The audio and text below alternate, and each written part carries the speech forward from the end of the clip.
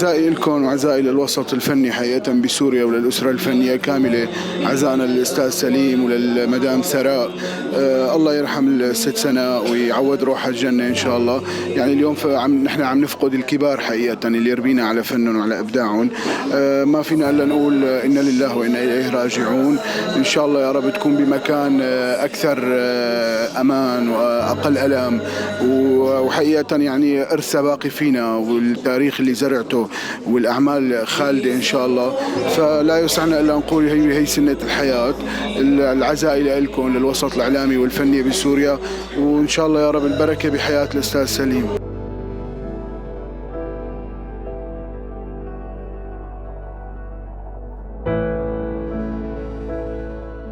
نقول له الله يصبر قلبك يا أستاذ سليم. الفقد صعب، وخصوصا شريكة الحياة شريكة العمر. بس نقول لك يعني هذا قضاء الله، الله يرحمه ويصبر عائلتك، وإنا لله وإنا إليه راجعون. إذا في شيء اليوم نحن بنتذكره من الفنانة ثناء دبسي، شو ممكن يكون؟ ثناء دبسي من يعني القامات السورية المهمة على مستوى المسرح السوري وعلى مستوى الإذاعة السورية وعلى مستوى يعني الدراما التلفزيونية السورية. إلى أعمال حقيقة شاهدة ستبقى شاهدة في ذاكرة الفنانين السوريين والمتلقي السوري. هي كانت أنا اشتغلت معها في الإذاعة حقيقة، واشتغلنا أعمال دراما، ولكن لم يكن هناك يعني تماس مباشر بالشغل يعني بيني وبينه. ولكن إذاعة دمشق جمعتنا دائما مع الفنانة ثناء دبسي.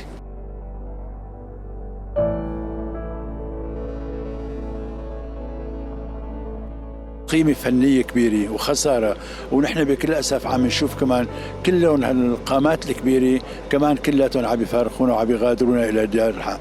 الفنانة سناء دبسي مهما حكينا عنها يعجز الكلام عن اللي بدنا نقوله عنها.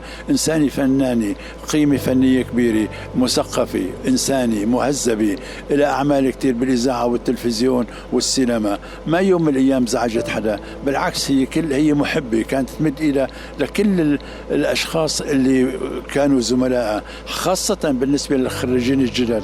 كانت توقف إلى جانبهم، كانت تعطيهم نصائح، كانت ترشدهم، كانت طولوا بالكم وتعلمهم وكذا. ما كانت تمل ابدا منه، ولا كانت انه تقول انه انا ما دخلني، لا بالعكس، ما كانت حياديه بالنسبه للخريجين الجدد. كانت توقف الى جانبهم وبشكل هذا وتعطيهم النصائح، والله يرحمه ويجعل مأواها الجنه.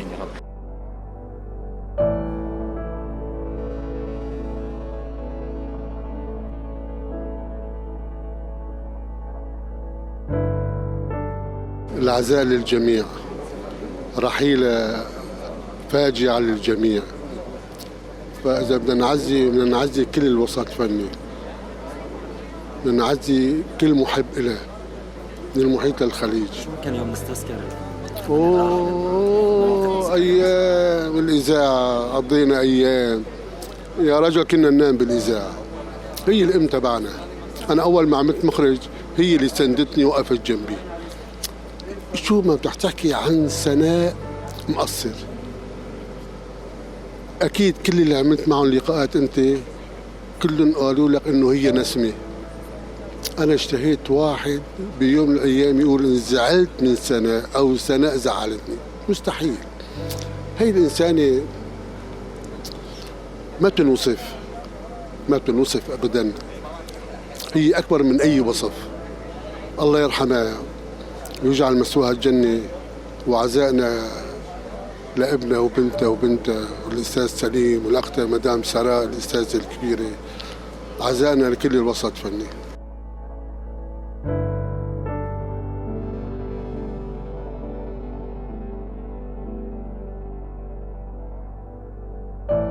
يعني جد الواحد بيعجز يوصف مدام سناء بكرمها، بمحبتها، باستقبالها لضيوفها، بميت السلامة بالحلبي. كتير مرة راقية وكريمة ما بعرف شو، فنانة كبيرة محترمة، ما بقدر أحكي غير هيك، والله يرحمها. ما بنقدر في ظرف بيصير نتمنى لها يعني الرحمة وبس. أنا هذا رأيي جد. الله يصبره بعد هالعشرة عمر ومحبة كبيرة، هذا اللي بيزعل الواحد عليه. مو إنه يعني كانت حياتهم راقية جدا، محترمة جدا يعني من كل الأطراف. الله يخلي له أولاده ويلبسه الصحة، نتمنى له العمر الطويل والله يرحمها.